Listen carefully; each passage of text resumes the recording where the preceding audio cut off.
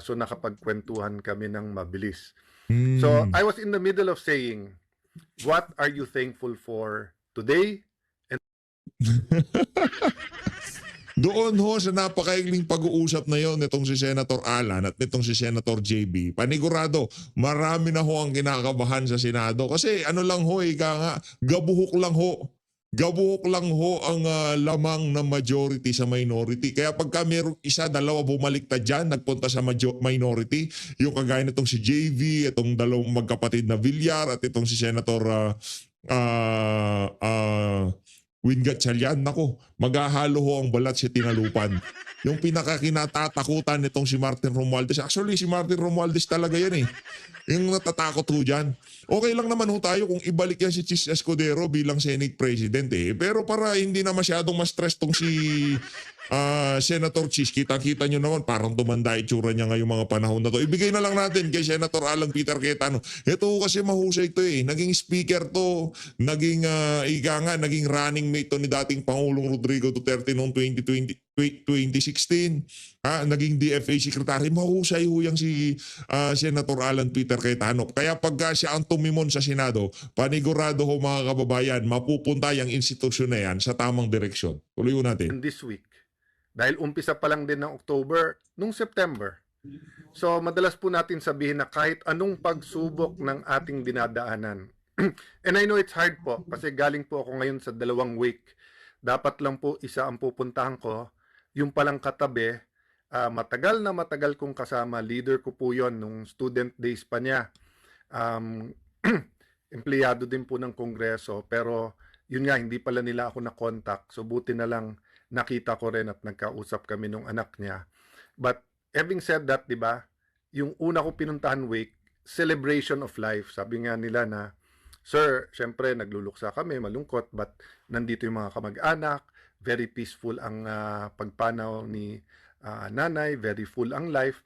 Tapos nakapagsabi pa nung mas maaga that day na sinusundo na ako ni Lord. So, in any na pagsubok, 'di ba?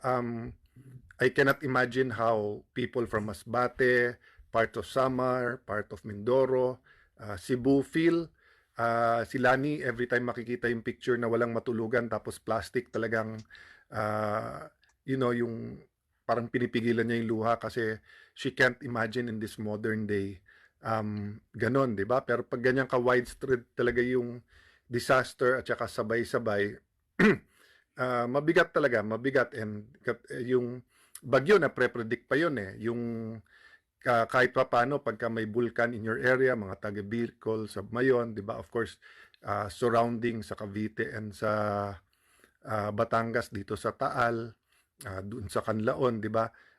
May mga monitoring yan, but yung earthquake, walang warning yan. And then yun nga, pag ganyang kalakas, may kasunod pa na mga aftershock. Correct. So iba talaga yung trauma at saka yung alertness at saka yung paano talaga tugunan lahat ng pangangailangan. So despite all of that, there are things to be grateful for. For example, grateful for those na tumutulong kaagad. Grateful for the heroes, di ba? Isa-isa na babasa na natin ang sakripisyo, whether bata o matanda, whether yung mga nagtatrabaho like yung video ng nurses o yung dalagita, di ba, na yung kapatid niya at magulang ang sinave. So there's so much to be thankful for, but of course yung ating pong sensitivity sa lahat po na may pinagdadaanan. So kung ikaw ay nakikinig ngayon at ikaw may pinagdadaanan or yung very close to you may pinagdadaanan, big hug, say a prayer for each other, and sometimes it's just being there. Many times in my life nung may pinagdadaanan, yung closest friends ko, yung family, just being there. Like ako, makwento ko eh. So sometimes nabibig mouth ka pa kung marami ka pang nasabi. Pero minsan, just be there, di ba? Of course, kung kailangan ng tulong, ma-deliver yung tulong na kailangan. So tonight po, short lang po ang gusto ko sabihin.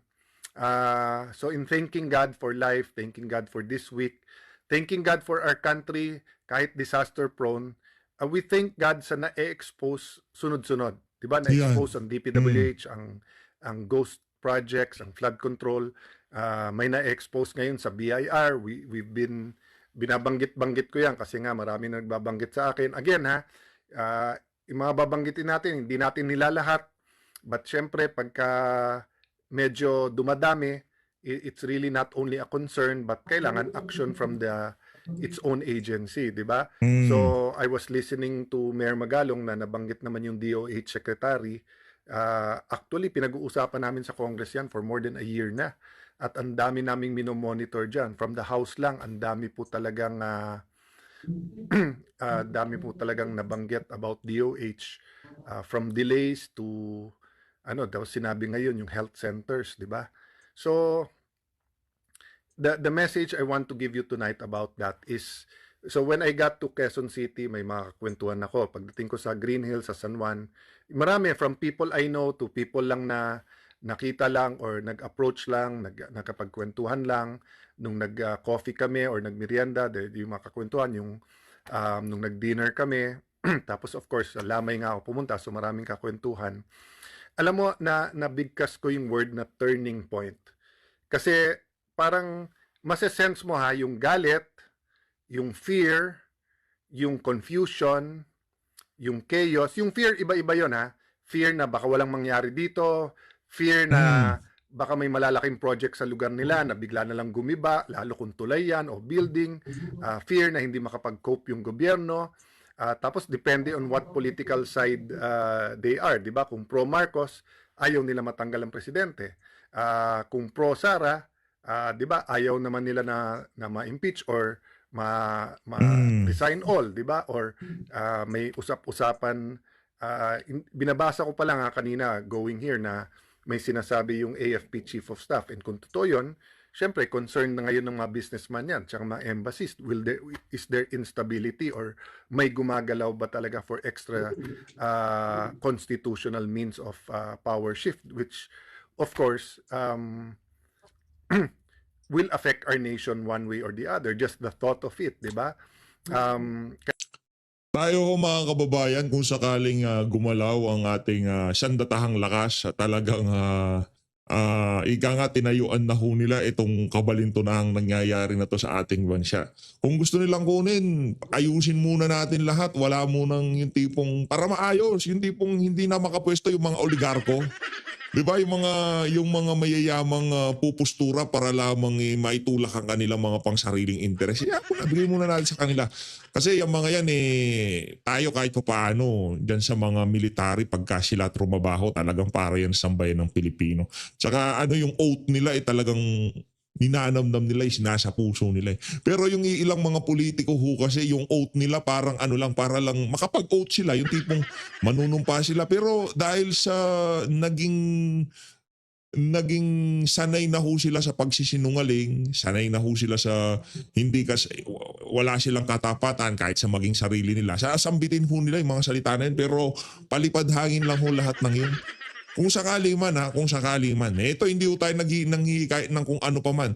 Tayo ho dito, ayaw ho natin ng kaguluhan. Pero kung sakaling mapagdesisyonan ng ating sandatang lakas na enough is enough, ika nga, sa kanila na muna. Di ba? Sige, mga ordinaryong Pilipino, susunod ho. Ako personally, susunod ako kung ano man ang maging takbo ng pamahalaan. Basta matanggal lang tayo dito sa dito sa kumunoy na kinahaharap natin ngayong mga panahon na to. Nasa kumunoy ho kasi tayo ngayon. Unti-unti ho tayong lumulubog at walang sumasagip sa atin. Ngayon yung taling inaasahan natin, yung taling inaasahan natin, itong si Marcos Jr., Martin Romualdez, si Aldico, Lisa Araneta Marcos, pinuputol ho nila ito. Pinuputol ho nila ito. Ngayon, pagka naputol na yan, wala na tayong kakapitan. Kaya habang meron pa tayong kakapitan para dito sa ating mga kababayan, mapayapang pagdidemonstra ng ating mga salubin. Kaya nga nabibigas ko parate na ang kailangan natin revival, hindi revolution. But Revival because yan. of that fear, that confusion, chaos, there are people na, not in the negative sense, but in the positive sense, gusto magrevolusyon, gusto ng massive na pagbabago, di ba? So hindi yun yung point ng discussion ko ngayon. Yung point ko, I want to emphasize the word turning point, di ba? So wag muna po corruption pag-usapan natin. Pag-usapan natin addiction, di ba? So let's say I was 20 years old, addict sa sugal. At one point in time, kailangan ng turning point. Kung hindi, masisira buhay mo. Ganun Correct. din. Let's say I was 25 years old, bagong kasal, napunta sa drugs. Let's say nung nililigawan ko pa lang yung girl, yun, painom-inom, nag-graduate to drugs. But at what point in time magkakaroon ng turning point, di ba? So for example, marami kapag kabarkada, pare-pareho sila, pag nasira yung buhay, napatay, nag-suicide, nagkasakit ng grabe, nagiging turning point to, nagbabago siya. Sa mag-asawa, usually ang turning point pagka nagkaroon ng anak. Diba? So for many people may turning point. Kailangan ng ating bansa yan. Kailangan yung massive corruption ngayon maging turning point na sabihin natin, hindi pwede to. Yan. So, hindi lang yung hulihin, isoli yung pera, hold accountable. We've been saying that, at least in my lifetime, martial law baby ako, 1970. So, EDSA 1, EDSA 2, and all these anti-corruption campaigns, no? Most, kung hindi all dyan, we were there, we had a part, we were part of exposing it. You know, one way or the other, di ba? Kaming mga nakilala nyo na sa public service the last 20-30 years, di ba? Pero yun nga, hindi nagiging turning point. May pagbabago, pero bigla na lang tayong gigising lalong napasama. So, I want to relate that with something I always say pag may mga cases, no? Whether nung chairman ako ng Blue Ribbon Committee way back 2007 or whether ibang mga sensational cases or kahit yung pagbabantay ko sa tatay ko nung siya po ay naglo-lawyer pa at lawyering, no, for one side or the other sa mga very popular cases. Alam mo yung madalas ko po sabihin, kasi conviction ko po yon, ang Pilipinas mahilig mag-case close, pero hindi case solve. Diba? So parang sabihin, sir, case close na yon. Pero actually hindi na solve yung case. Diba? So hindi dapat tayo magsarado ng isang case na hindi pa resolve yung kaso na yan. So, a few days ago, diba, na-convict si Napoles. So that's more than 10 years. So, maghihintay ba tayo ng 10 years bago yung mga nabanggit ngayon or yung mga most guilty ngayon? Actually, yung mga most guilty, either nababanggit pa lang or hindi pa nababanggit, di ba? So, makikita nyo po na, yes, tama yung na-expose, tama na labanan, tama to hold accountable, pero kailangan may vision tayo eh. At kailangan kasama sa ating vision, yung maging turning point to. Ang Singapore po yung story nila, may mga times na grabe yung corruption. Pero nagkaroon ng turning point when they decided as a nation that kokonte or wala silang natural resources, ang natural resource nila, tao, that their relationship with Malaysia, their relationship among Singaporeans, among the different races and religion sa Singapore, that they had to have common central core values. And there was a turning point where they decided that integrity, honesty, truthfulness, trusting government, di ba, which is the effect, is a core value. Yung integrity is a core value. So kung hindi to magiging turning point, lalong mapapasama ang ating bansa at expect nyo na may mas masama pa dito. So of course now we cannot imagine na may mas masama pa dito, but there's been a lot of times in the future na different generations thought na eto na yung pinakagrabing pwedeng mangyari sa ating bansa. Eto na yung pinakagrabing corruption. In fact, ang tingin ko yung mga lumalabas pa sa corruption, kulang pa yung storya, 'di ba? So nakaugat na sa ating kultura yung stealing, cheating and lying. So minsan na misinterpret po yung sinasabi ko, so payagan niyo po ako that we continue to talk about it, no? So pero yun po ang pag-isipan nyo. Dapat ito maging turning point. At kung ito maging turning point, ito pag-isipan natin lahat at pag-pray natin lahat. Saan dadali ng Panginoon na pagbabago? Anong pagbabago katulad ng nangyari sa Singapore? How do we change the core values that will change the culture, that will change the direction of our country? Tayo kasi pagka medyo nag-die down, tapos medyo maganda naman ekonomiya, most people are happy, di ba? Hindi natin tinutuloy yung reform. So, bumabalik tuloy, di ba? naalala ko po tuloy nung kinikwento yung about TB, di ba? Kasi matagal ang gamutan sa TB, tuberculosis. So, usually, tumitigil yung iba ng gamot. Tapos, kasi pag maganda na pakiramdam, tapos babalik yung sakit na mas grabe na at saka medyo hindi na kaya yung nung dating dose kasi may resistance na. So, parang ganun nangyayari po sa atin. Hindi natin tinatapos ang gamot, hindi natin po pinapatay. Hindi lang yung corruption pero yung root nun, di ba? Mm. Yung values ng greed, yung negative values of stealing, cheating, and lying. So guys, thank you for joining us. Halos 1,000 tayong nagtipon-tipon. Ayun na nga mga kababayan, dito na ho na tatapusin ang video nitong si Senator Alan Peter Cayetano. Mag-follow lang ho kayo dyan sa Alan Peter Cayetano FB page para lagi ho kayong updated sa mga ina-upload nitong mga live nitong si Senator Alan. Ngayon naman pupunta ho tayo dito kay Atty. Salvador Panelo at dito kay Ma'am Hana. No? Pakinggan ho natin ang mga punto de vista nitong si Atty. Salvador Panelo. Okay? Ang tanong ng taong bayan, what's taking them so long for them to decide na hindi i-implement yung freeze order? Kasi hindi pa ba enough yung mga napag-usapan na mention sa Senate? So, kung it's not enough basis pa yun, is it unconstitutional? Kakampi. Ganun talaga. Wala. Parang ano yan eh. Wala. Ever since naman ganyan eh. Kaya huwag na tayo magtaka. By the time daw ma-implement or the possibility na ma-implement yung freeze order, Attorney Sal, nalabas mo na sa mga bangko mo yung mga pera mo. At hindi na naman ni Senate President Pro Tempore Panfilo Ping Lacson ang kumakat na larawan nila Nako, kasama ang yan ho mag-asawang yan eh. Vizcaya Oo. na umano'y ginagamit para sirain ang kanyang pamumuno sa investigasyon ng Senate Blue Ribbon Committee hinggil sa mga maanumalyang flood control project. Ayon kay Lacson, kuha ang larawan noong panahon ng kampanya noong 2025 matapos imbitahan siya ng mga Diskaya sa isang political rally na kalaunay tinanggihan niya. Gate ni Lacson, iyon ang una't huling beses na nakilala niya ang pamilya Diskaya sa labas sa pagdinig ng Blue Ribbon. Wala ring anyang natanggap o inalok na anumang campaign contribution mula sa kanila. Yung litrato na ba yung Attorney Sal, enough basis na, there's a kind of connection. Nako, yan ang tanong dyan eh. Tanong mo kung naniniwala ako, hindi. Hindi. Yan. At sa kanya, pinangalandakan niya na hindi niya kilala ito. Pala tapos saka yung picture parang sa loob ng bahay o sa loob ng opisina. Hindi masyadong obvious.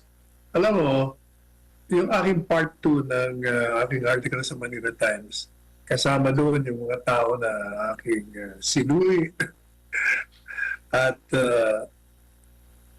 binigyan ng mga pagsusuring matitindi sa kanilang mga masasabi nating background. Kagaya niyan, yung senador na yan, nagmamalinis siya, Yan. papakitang hila siya, pero Yan. ang katotohanan, marami siyang nakaraan na questionable. At ang pinakamatindi nga yung palagi kong sinasabi, na siya ang pasimuno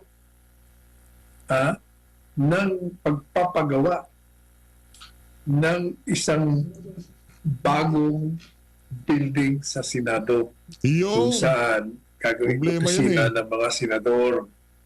At yung building na yon nagkakalaga sa simula parang 22 billion pesos ang halaga. Ito yung lumubo na sa 35 billion pesos. At siya ang pasimulo niya, siya ang Nako. nakipaglaban niyan, siya ang Grabe, 35 billion pesos, Ping Lacson. Tapos sasabihin mo, anti-corruption ka. Di ko sinabing kinurakot. Ang tanong, sinong kontraktor ng new Senate building? nag-initiate, siya ang principal author Yan. para magkaroon ng ganyang project. Yun yung 35 billion pesos. 35 Sana billion. yung pera yun ay ginamit sa pagpapatayo ng mga eskwelahan, ng mga ospital, ng mga tulay, At kagaya nitong kalamidad, sana nagagamit yun. Pero hindi. Yun ay ginugol nitong senador na ito para sila ay makaopisina sa magarang malapalasyo na building. Para hindi ba ang tawag doon ay corruption? Corruption sapagkat ginagamit mo ang pera ng taong bayan para sa iyong sarili. Para sa inyong mga senador.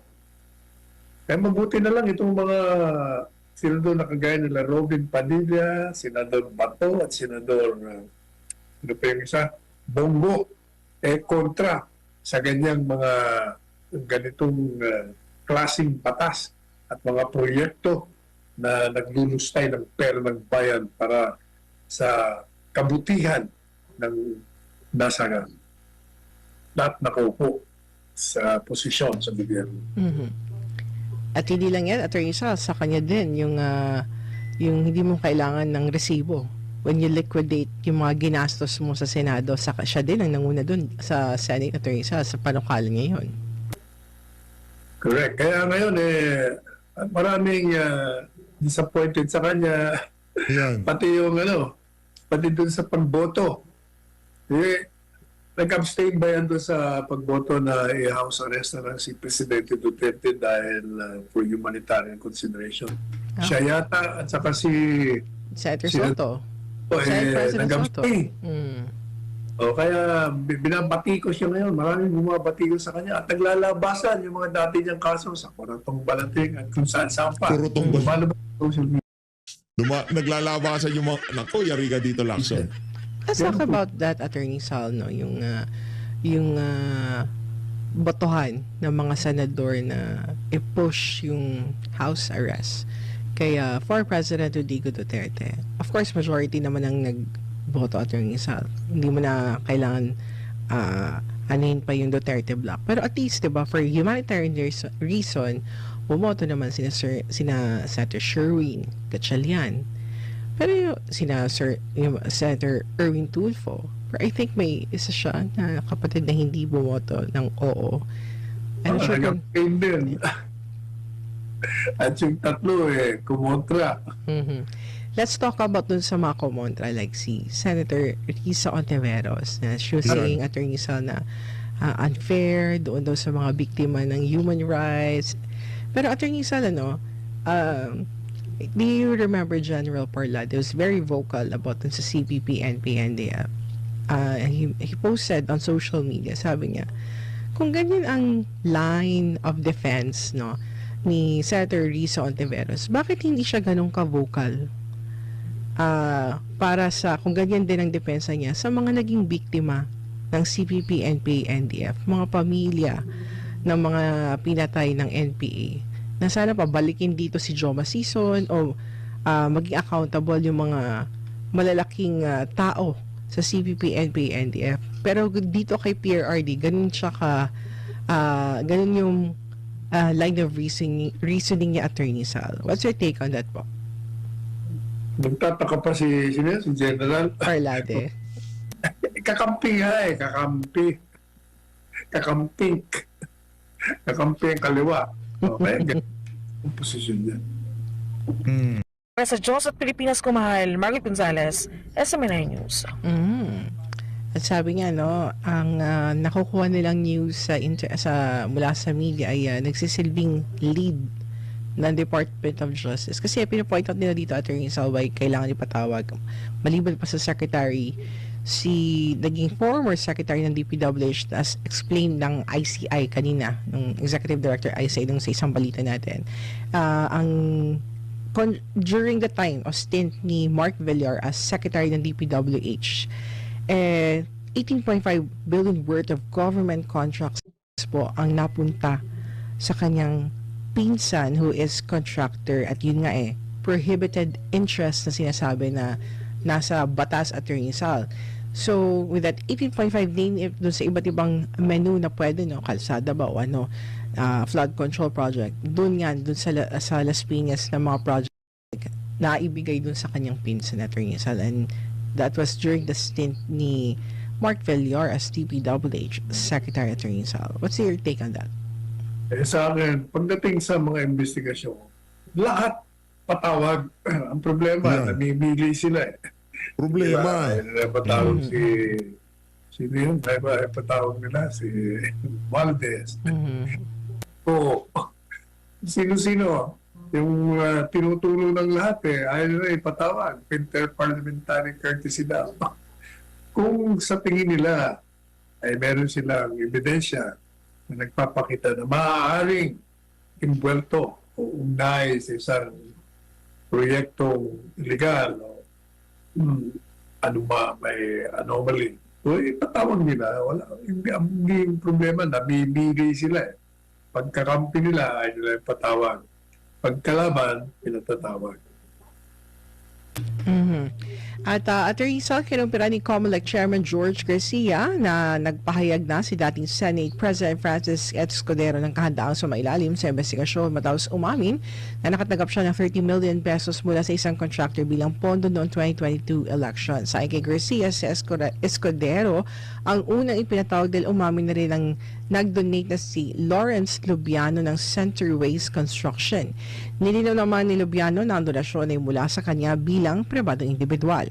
Binigyan diin ng COMELEC na parehong mananagot ang donor at kandidatong tumanggap ng ipinagbabawal na kontribusyon. Hindi si former Senate President Cheese Escudero sa pagtanggap ng donasyon mula sa isang contractor. Attorney Sab, sabi naman ng contractor, yung donation na yun, ginawa ko yun as an individual attorney. So with that reasoning or argument, Ang labo ho nun, no, madidisqualify ka ng pumawak ng anumang pwesto, di na makakatakbo tong si ano. Paano naman yung mga congressman no contractor pa? Ito tumanggap ng pera doon sa contractor. Meron hong mga kongresistang kontratista. Ito rekta na ho mga kababayan, hindi na ho nila kailangan tumanggap. Kasi kung pagpalagay na natin sa tingin natin hindi naman kasama ba yung yung sa top 15 yung contractor na nagbigay ng pera dito. Ito ho kasi yun mga kababayan. Kung galit itong si George Garcia doon sa mga senador na tumanggap ng pera dito sa mga kontratista na to, kumusta naman yung mga kongresista na kontratista pa? Hindi na nila kailangan manghingi, hindi na nila kailangan tumanggap. Rekta na, ika nga, nandun na yung pera. Di ba? Ang labo na, ano lang ho, yung tipong nalalabuan tayo dyan sa polisiya na yan. Siguro tingnan din itong si George Garcia, yung mga kontratistang kongresista, di ba? Kailangan, sa tingin natin kung mananagot itong mga politiko na to na tumanggap, sa tingin natin, mga kaibigan nila yung mga yan, tumanggap ng pera, dapat mas managot yung mga ika nga talagang kitang-kita yung mga ebidensya na kongresista na kontratista pa, kagaya nitong si Zaldico, High Tone, San West. Yan si Don Gonzales, di ba? Yung anak niya, proud pa na contractor sila. Bago pa daw pumasok sa kongreso, mga contractor na sila. Ngayong gabi, may ipapanalo niya? Unang-una, hindi na nga dapat siyang pinapatawag eh. Dahil meron ng ebidensya na tumanggap ng 10 milyon. Inamin na rin nung may-ari ng construction. Dapat yan, diretso ng demanda. Ayaw mo na sila magpaliwanag sa hukuman. Unang pagkakataon. Useless yung mga ganyan. Kaya diretso ng demanda. Pangalawa, sa isang pribilehiyong speech, kung matatandaan mo, ng isang araw, itong si Escudero ay nagbigay ng kanyang talumpati at binibira niya si Martin Romualdez. Pero sa kanyang payag, iniwasan niya. Wala siyang sagot sa mga akusasyon sa kanya na tumanggap siya ng milyon na pera na galing sa mga flood control projects. At wala rin siyang sinasagot dyan sa pagtanggap niya ng 10 milyon sa kanyang kampanya na illegal sa ngayon sa batas. Kaya yan ang problema, alam nyo. Hindi po pwedeng hindi kayo makatakas. Pag meron kayong ginawang illegal, darating ang panahon ang pananagot ninyo. Yan ang tandaan ng mga nakaupo sa kapangyarihan. You're not forever immune. Accountability. Kahit na nagsip-sip nyo kung sino ang nasa kapangyarihan, darating ang panahon ng paniningil. ng tadhana. Ako, Attorney Sal, no, mahirap kapag feeling mo forever immune ka sa accountability but you can never run from the accountability mula dun sa taas, Attorney Sal. Yun, ano importante doon? Pwede mong palusatan dito pero dun sa taas, hindi ka makakatakbo dun. Kahit dito sa baba, hindi ka makakalusot. Kita mo, galit na nga ang tao, nag-uumpisa ng bumaha ang kalsada ng taong bayan na nagngingit-ngit at puot na puot sa mga katiwaliang ginagawa ng mga tiwaling opisyalis ng bayan. Attorney Sal, hindi na naman matutuloy ang Barm parliamentary elections ngayong taon matapos sineklara ng Korte Suprema na labag sa batas Ayun.